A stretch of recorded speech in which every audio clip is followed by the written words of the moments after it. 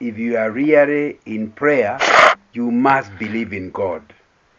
We will be looking at a person who walks with the Lord is assured living a life of contentment. Unfortunately, many people do not have contentment. Contentment can be seen in three ways. Number one, a sense that what you have is adequate.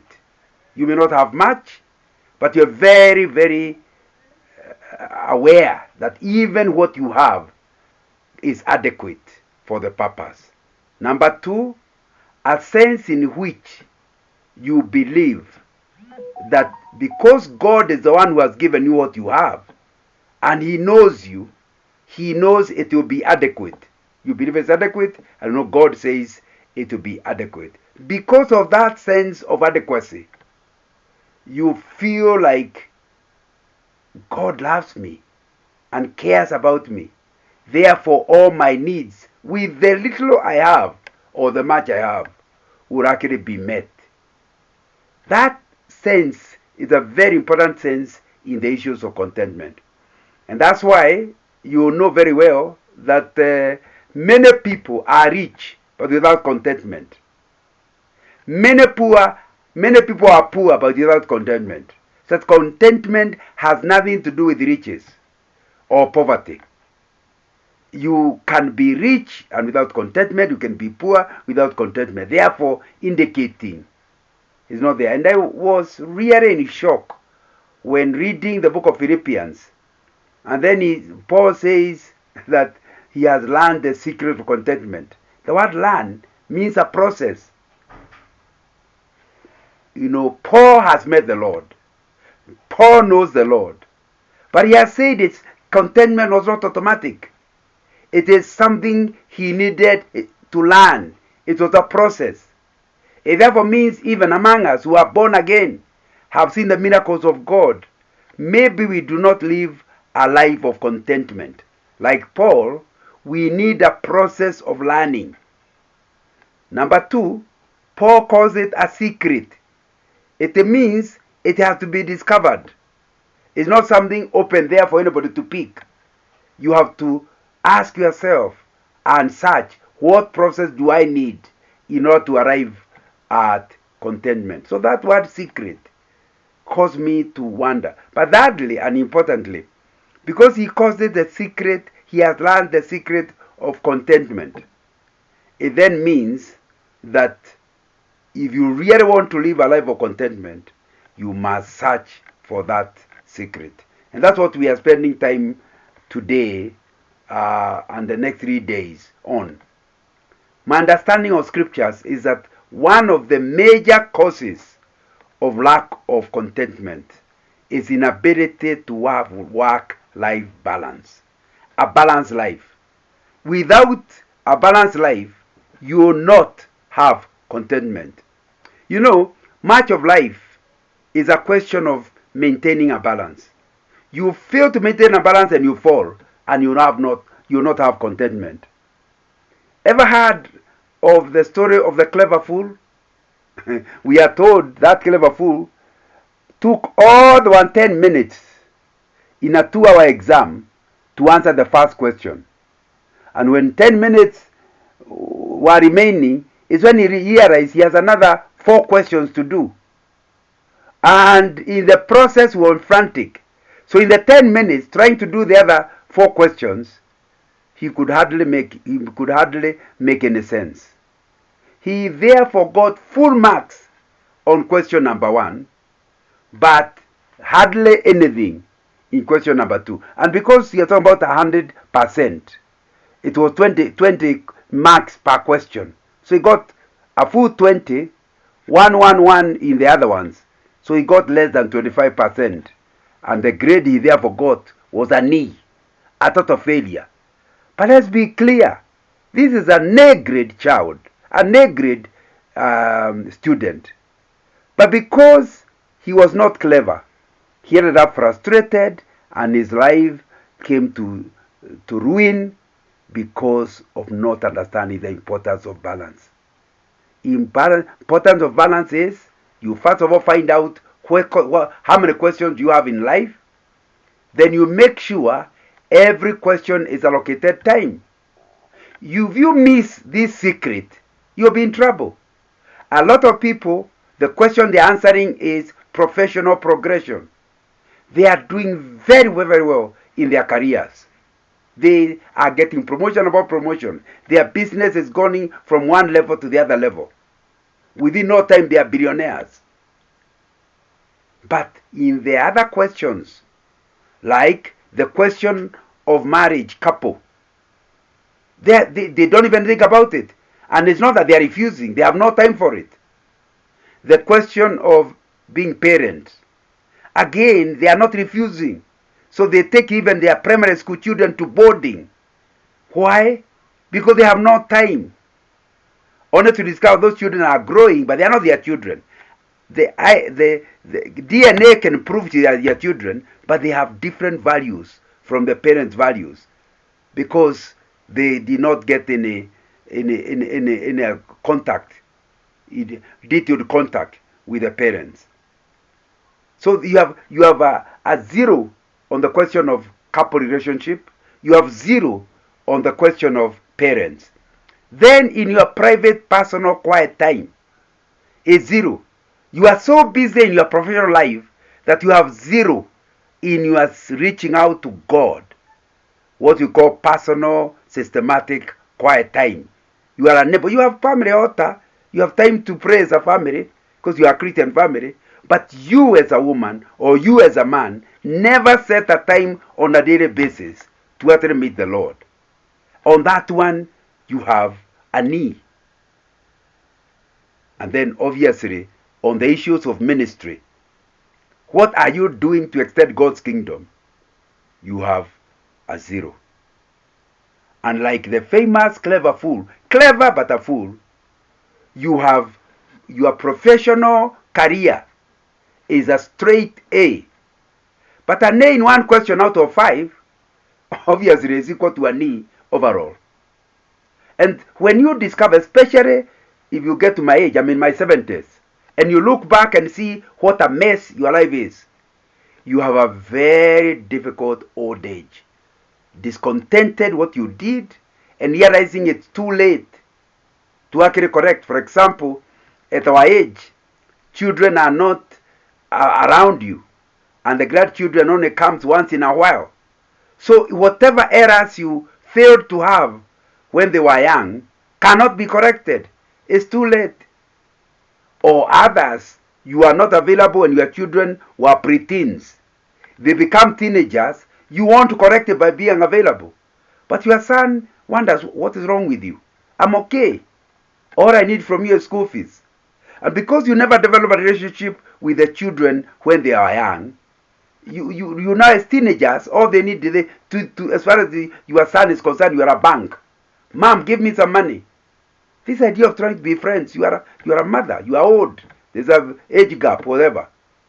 Now, you can see, overall, you end up a clever fool. And the moment you realize how foolish you are, you cannot have contentment. And where did you lose your contentment? When you became a clever fool. By not having a life with balance. Concentrating on one thing, forgetting the other. That's one.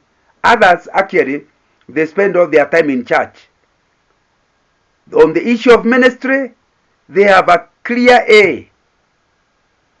But in terms of their professional life, the employer is thinking of how to fire you. Because you basically are not earning your salary. You are receiving a free gift. He can't see how you are contributing. So you are living a life under the risk of being fired. And however much you are doing ministry, you feel, if I'm fired, I may be to blame. Given the last appraisal, I actually am not doing well. And the moment you start owning up that it's you that has failed to work well, no wonder you are getting fired, no wonder your business is collapsing, you will not be able to sleep at night. Yet your ministry angle is doing very, very, very well. Others, it is they are interested in being a couple. They spend time together. They are in love, honeymoon, continuously. In the process, all the other questions are not answered. Their children are not regarded as important. After all, they care for one another. And so in the process, everything, they get a nay. Oh, they are in love. They have been married for 5 years and it's just wonderful. The two of them, they understand each other, they care for each other, they are progressing very well. But in the other questions, whether it is their professional life, or it is their parenting life, or it is their ministry, or it is their personal quiet time, they suffer. Because they can't see why. All they know they care about is the relationship. Not understanding the call of God is wider than being a couple. It's a call. You must give it good attention, but it's not the only thing. The clever fool forgot all 5 questions mattered if he was to pass the exam. The clever fool among us always end up doing 2 things and forgetting the other 3, or doing these things and forgetting the other 2, and in the process, at the moment you realize how things are going wrong, despite you enjoy in one area, when you give attention to where you have failed, you cannot enjoy contentment. And it will be important for you to ask yourself, is that something you are doing? Is that something is that what you are? My friend, today I wanted to emphasize that it will not be possible for you to have contentment irrespective of which one of them you are lacking. Work-life balance. But I don't like calling it work-life balance. I like calling it work-ministry family balance. Because some of you simply have no ministry at all. You may be involved in prayer, but you cannot talk of anything you are doing either to bring people to Christ or to disciple those who are in Christ. So, you are giving attention to work, you are giving attention to family, whether it's children or spouse, but you are not giving any attention in this particular area. So you need to ask yourself, work yes, ministry yes, what about family? It is very important that you ask yourself, am I dealing with this in a balanced way or not? And I hope you are not finding it difficult to agree with me that you cannot live out of balance and be happy. You'll be happy one moment and happy the next. Overall, you feel a failure, and the moment you accept you're a failure, there is no sense of contentment. And remember, in all these matters, I'm not saying you compare yourself to somebody else.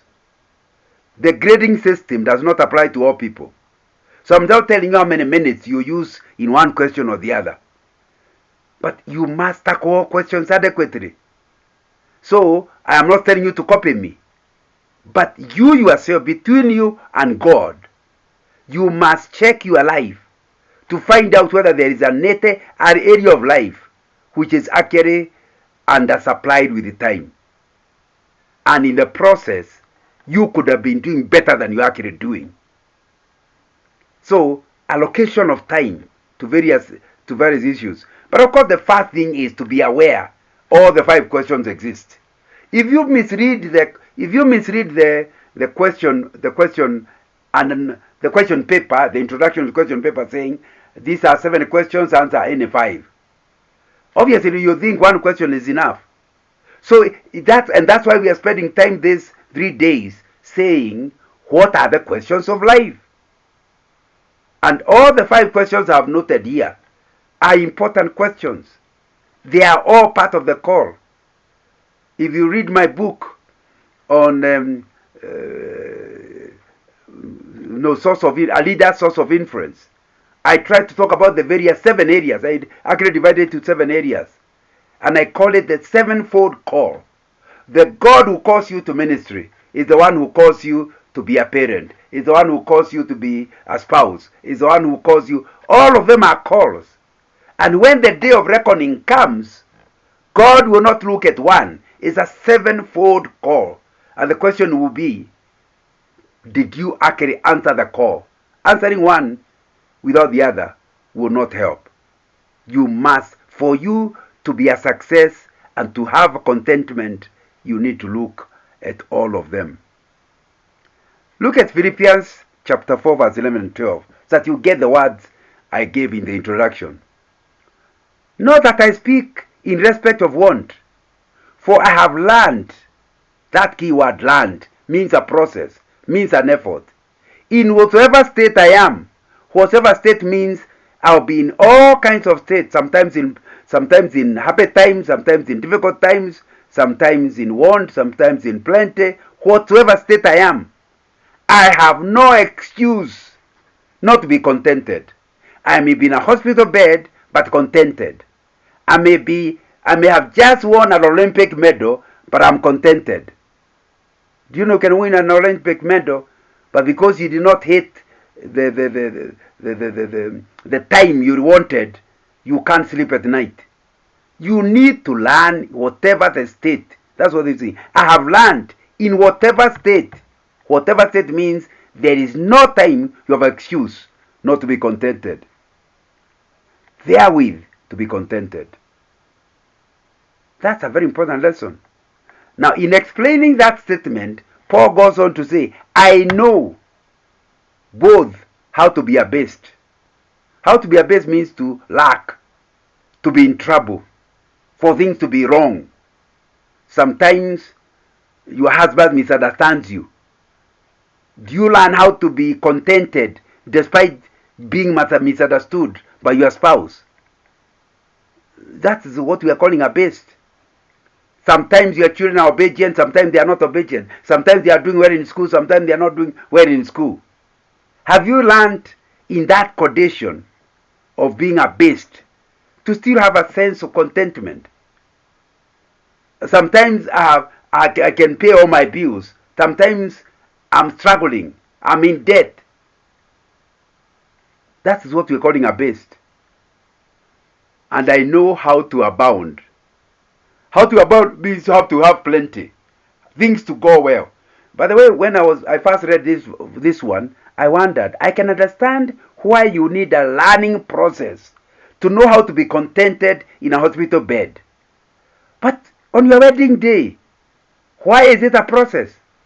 He is saying he has had to learn how to be contented when he is abounding, when he has plenty, when he has success. That tells you it's possible for things to be going well, but you have no contentment. Both of them require a process. He goes on to say, everywhere and in all things. So, he is talking about every condition. He is talking about abased or inbound. Then he is now using the word everywhere. So, you can't say when I'm at home, I'm contented. When I'm at work, I'm not contented. When I'm out of the country, I'm contented. When I'm in my village, I'm not contented. Everywhere, he learned how to be contented. Number two, not just everywhere, in all things. So there isn't any one of the items you haven't done well enough to be contented, irrespective of the results. In fact, he says, I am instructed both to be full and to be hungry, both to abound and to serve a need. It doesn't matter which condition. Now you can tell then it is certainly a learning process. The first and critical point is, having learned the first problem and secret, is to learn how to be in balance. The second secret is to become a steward. Who is a steward? A steward is a person who manages what somebody else owns. If you have a shamba in the village and you employ your cousin to run it for you and you pay him a salary, he's just a steward. He can't start behaving like the land is yours. You cannot come one day and you're left with the cows, but he sold the cows and bought pigs. You will fire him because it's not his land. He can't do with his land whatever he wants. With the land, whatever he wants. He has to ring you in Nairobi and say, hey, these cows are not bringing money. Can we change to pigs? If you say yes, well and good. A steward is a person who manages another person's property. And the best example I normally have is of a bank manager. He may be looking at a bank worth 100 billion. That means he can sign a check, a banker's check of a billion shillings, and the check will not bounce. However, on that same day, he has signed a billion shillings check to somebody, to a business, and it didn't bounce. He has been asked to go home with the milk by the wife, only to check from his pocket and he has no money. He arrives home to say, darling, we are going to take coffee alone here because I had no money. How can you have no money and you're a bank manager? Because the money in the bank is not my money. It belongs to shareholders and customers. I touch it and there will be a scandal. So, I operate as a poor man despite the fact that I am in charge of billions. That's what it means to be a steward. You must know this idea of stewardship. Understand and accept that all that you erroneously call your own is not yours. It actually belongs to God. So your life is God's life.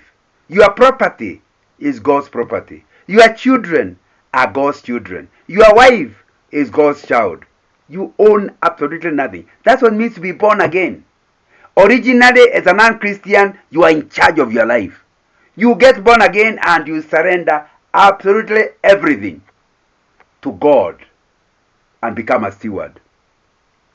And because now everything belongs to God, He takes responsibility over your life to guide you and to show you how you should manage it. And that part of the secret people miss. The other day I was speaking in a university somewhere out of Nairobi, and on my way back, one of the staff asked me whether I can give them a lift. Whilst they were in my car, they said, I've been wanting to talk to you. I'm very unhappy with one of the titles of your books. I said, which one? Finding a life partner. I said, what don't you like about the title?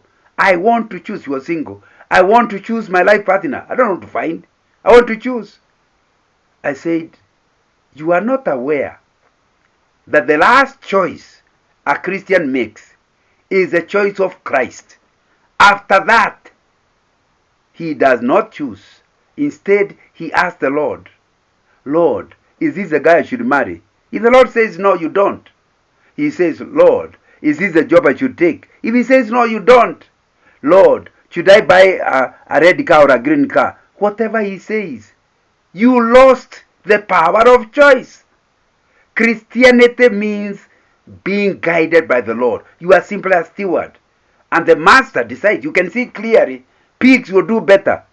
But you can't just sell cows and take pigs. Your life belongs to another. And I think that's a very important. When you accept that God is the real owner of all you claim to have, your life changes on many counts. For example, your body. You can't spoil your body. That's why you cannot become a drunkard. Because it's not your body. There are things you can't eat. There are something you can't do with your body. Because it's not yours. You cannot sleep with a woman who is not your wife. It's your body, but it's God's body. And He has said His body cannot be involved in sexual immorality. So you feel like doing something, but the owner of the body does not allow you. So you don't do it. And the moment you accept the Lordship of Christ, it starts giving you what Paul was calling that ability to enjoy the condition. Because the moment the owner of the land has told you to keep cows, you'll be happy to keep the cows because that will please the owner. And you are a steward to please the owner. Somehow, you'll be happy. Other people are saying, no, we have moved to pigs. No, my boss wants cows. So I'm happy to keep cows for him. The same way you have your life. For you to understand this secret, you must surrender in totality the running of your life to God. Stewardship in relationship is the secret of contentment. A steward, I have just said, is a person who manages another person's property. Relationship determines the quality of your life. So how you relate with the people in your next of kin depends on how you take them. If vertical relationship is okay, that's between you and the owner, you can live happily even with the most difficult crowd. You can be in a group that is discontented totally. But because your relationship with God is okay, the owner is okay, and you realize it's the one who has put you in this particular difficult place, somehow you have a sense of God knows. And you're at peace despite everybody else fighting. Can you imagine a home in which the husband is committed to being a good steward of the wife, of the children, and the wife is also committed to being a good steward of the husband and the children? Can you imagine the joy that will be in that home? Because you realize this man, my husband, is not mine to do whatever I want. God has given me this man. How I look after him, even he himself doesn't even say thank you. The one who gave me the job, it will be happy with me. And since I'm owned by him, who also owns my husband, if I treat him well, he'll be happy. I'll be at peace. Even when he is thankless man. He is not even worth loving. He is not worth serving. But I'm not serving him for his sake. I'm only a steward. I was put in this marriage as a steward. So I'll be at peace. Even when I'm not getting the attention from my spouse that I should be having. I'll do him good, even when he doesn't do me any good. Because I'm not doing good because he deserves it. I'm doing good because he belongs to Christ. And that's a difficult thing. That's why contentment is so difficult. Because we feel like it's tit for tat. There are some marriages where they say it's 50-50. That's not a Christian marriage. A Christian marriage is 100-100. That means that marriage can last with one party happily in it, despite the other one contributing absolutely nothing to that marriage. Because you are doing it to please God. You are doing it to honor God. Can you picture such a place? So you can see, in terms of relationship, are the ones that cause the biggest hurt. When you hear people are not enjoying the workplace, it's not the work. It's the people they work with and their working atmosphere. So if you can learn how to take people with this stewardship responsibility, you'll be at peace with very difficult people. It's a pity that the subject of stewardship, for example in marriage and at work, is not given much attention. Every time people speak about stewardship, they are talking about money. They don't realize this stewardship issue is understanding that everything you call your own is erroneous. It's actually not your own. Because by getting saved, you handed everything you own into God's hands. And you can see what that will mean to your own life. Every time you speak about stewardship, remember it's not just about money. It's about every aspect of your life. Many people give money, but end up being bad stewards of other areas. They tithe. In fact, they don't tithe. They tithe. They give 20%. So they look like they are very good on the money issues. What about your time? What about your family? When you go to your home, you discover that you are a total mess to your spouse and to your children. Yet on the issues of money, you are quite good. So you must go wider than that. So stewardship is actually a very, very, very important issue.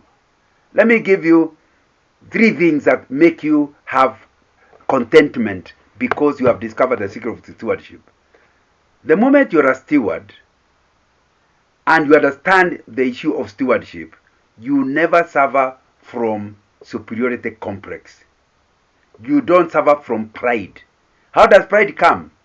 When you realize you are richer than me, you are proud.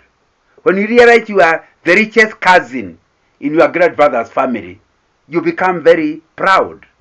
But when you discover that what you own is not yours. It belongs to God. You will never see again. You will never suffer from pride. Because yes, you are given more than your cousin is given, but it's God who gives to all. So you can't suffer from pride. And you know something? Pride is the one that is the spoiler of the relationship. If you marry a wife who is proud, who keeps saying, I don't know why I married you. You know, what did you contribute for getting this house? What did you contribute? How much school fees do you actually pay? She has taken that her higher salary than her husband is her own. That way she is terrorizing her husband. You know, you are driving in the vehicle, then she says, by the way, I can ask you to leave this car. You know, I paid 60% for this car. You only paid 40%. I can return the 40% to you. Can you imagine our husband who lives with such a woman? I think it will be important to understand that once pride disappears, you don't talk down to people. You recognize God has been good to you. And His goodness to you is so that you can also be good to others. People who are steward never suffer from pride because they understand the gifts they have are simply that, a gift from God, a favor from God. So, and can you imagine, if you learn how to treat everybody without pride, young and old, rich and poor, want to relate with you. And within no time, everywhere you are, you will be at peace. Many people in their place of work are treated very high because of their performance and their seniority. Wait until they retire. And because people are respecting you because of your grade, you will suffer in retirement. Because you thought there is something special with you. A steward never suffers from pride. And pride is the biggest problem and actually the biggest cause of lack of contentment. When you have pride, you can't relate well with people because you think they are too junior to you, too weak for you, or too poor for you. When you have pride, you get very easily hurt. When people don't seem to recognize that, in fact, those are the people who will pull your nose and ask you, do you know who I am? So somehow you get hurt very easily by people not recognizing how senior, how big, how rich you are. And because some people are not even aware, and some people don't even care about your wealth, they just say, hello, John. Say, I'm not hello, John. You remember you should call me sir, professor, call me something, but you can't just call me John. Who are you to call me John? Now the person calling you did not mean any harm, but you go home totally unhappy. What is causing unhappiness? Your pride, thinking you are special. So when you have pride, it affects your own inner peace. Thirdly, when you suffer from pride, not only do you expect to be treated, a sense of entitlement, don't you expect to be treated in a special way, but you keep not just talking to people badly, but you treat them badly. And the return is they only do what they must do, no more than that. So even in terms of working as a supervisor, you have a very difficult supervision job because people will become like wheelbarrows. They have to be carried. They are not motivated because of your pride. When you have no pride, it's very easy to be a team player. And so people enjoy working with you. People want to work with you. Nobody wants to leave your department. And you at home go at peace because your workplace is at peace and your home is at peace. Because even when they are toxic people, within no time, they stop being toxic because they realize it takes two to tango and you're not available for the tango. Can you see how it will give you contentment? The second thing that you learn when you understand stewardship, you never suffer from inferiority complex. What is inferiority complex? It's a sense of feeling inadequate, feeling like you don't measure up, When you want to go for, somebody says, "May I buy you lunch?" "Oh, but you know, I'm useless. I can't eat that." And even when you go for lunch, you are so intimidated. You can't enjoy lunch. These are people with a poor self-image. When you become a steward, you realize your self-image is God loves you, God cares for you, and the little He has given you is adequate, like we said during our introduction. You feel happy with what God has given. You are working hard, very hard, so that you honor God, but you know very well how you progress will also be determined by God's favor. So in the little you have, you are at peace. You know, sometimes, at least for the last 50 years, I've been speaking one place or the other. But I've been invited in rich people's clubs to give dinner talks. And you go to one and you feel like, how did I end up here? If only they knew the car I coming to this hotel, they will not allow me to talk to them. And you start feeling intimidated until you realize, I'm a steward of God's gift. And there's something in me that these rich people require. And yet God has given me a message. I'll give the talk. By the time I'm standing to give the talk, I have no discontentment, no fear, no inferiority complex, because I know they may be richer, but there's something God has given me they don't have. So I'm at peace. People who are stewards believe so and so have been given more by God, but he himself is not more. So and so has been given less by God, but he himself is not less. You are not the things you possess. Like the rich fool who was told, a man's life does not consist in the things he possesses. And that night he died, if you know the story. He had said, whoa, let's expand the bands. I'm so rich I can't know where to place the things that I have. He was told, you fool. So when you become a steward, you no longer feel that sense of inferiority complex. You're at peace. You can talk to the president. As you said, president is a steward of the country. You're a steward of your family. You are both stewards. So you will not be intimidated by his presence, because you see him as being allocated the duty of being president, and you allocated the duty of being a husband. And you relate with each other. So you are at peace and you have contentment because of this idea about a steward. You know, one of the things that gets people into real trouble is the issue of feeling that because they have more money, they are now okay. In fact, sometimes you can tell which time of the month it is by just watching your husband. When it's a new month, the salary is in the bank, he comes jolly. By the time it is around 22, 23rd, the guy is coming unhappy. You say, have you had a bad day? No. His joy rises and falls with the bank account. His joy is tied to money. And when that happens, your joy will rise and fall with the money. What about if you are to divorce your life from money? Understanding that even without money, God is the provider. That's why we call him providence. He can provide such that there is no money in the bank account, but your student's school fees has been paid.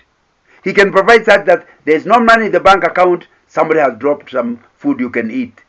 All your needs are being met despite not having any money, because your provision does not come from your employer or from money. Philippians 4:19 is saying, and my God shall supply not some but all your needs according, not your riches, but God's riches in glory. So this spirit of contentment is when you realize your life does not depend on the money you have. It depends on the God, the giver. So it gives you a sense that the situation may be difficult, but the situation is still under God's control, and he knows what he is doing. Those are the two we will cover today. The secret of a balanced life and the secret of living stewardship. I have two books. One book is The Secret of Contentment. The other book is A Leader as a Steward. The books are available from Scripture Union Bookshop. They have a bookshop on Tomboya Street near St. Paul's University, and another one in Hurlingham near the Shore Petrol Station. You can pick the book if you're interested in those two subjects which you have covered today. Tomorrow, God giving us time, we should go to other issues that affect our contentment.